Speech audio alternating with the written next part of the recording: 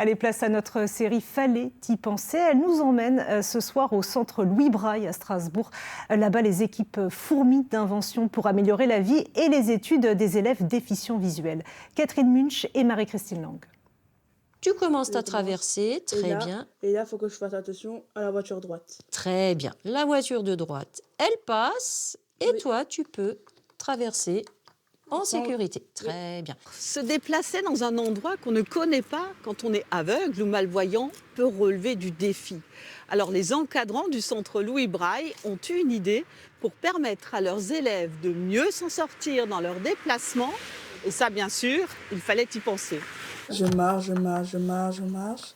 Et là, il faudra tourner à gauche. Et là, je vais passer à la grande longueur. Très bien. Grâce à cette maquette, Orlando, 12 ans, apprend à comprendre à quoi ressemble son quartier pour pouvoir à terme s'y déplacer seul.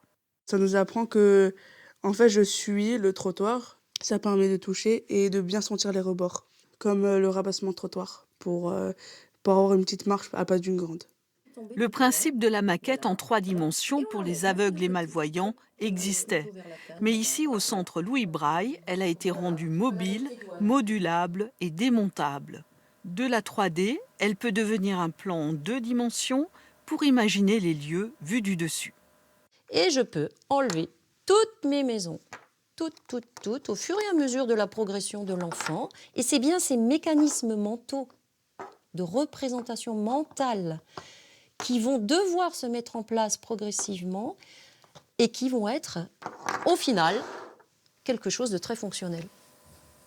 Place ensuite à l'exercice pratique dans le quartier.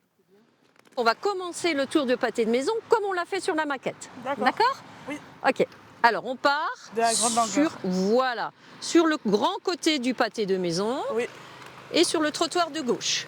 Là, je trouve, après, je me repère mieux. Et aussi, ça va un petit peu mieux, je suis plus en confiance. Certains supports en 3D pour l'enseignement des enfants aveugles ou malvoyants sont fabriqués au Fab Lab du centre.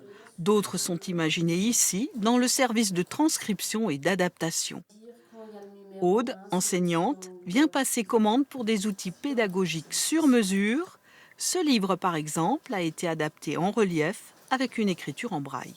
Les cheveux de la dame qui se promène, qui sont en laine, qui seront exactement en laine la page suivante. Chaque texture sera toujours la même, d'une page à l'autre, pour que l'enfant puisse suivre toute l'histoire au fil des pages.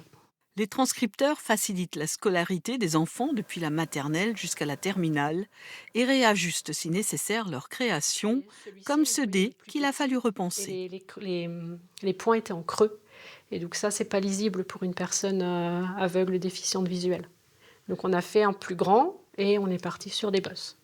Vous serez d'accord avec moi, ce sont des technologies très utiles, il fallait y penser et surtout il fallait les réaliser. Alors si vous aussi avez des bonnes idées à partager, écrivez-nous à l'adresse qui s'affiche, fallait-y penser@francetv.fr.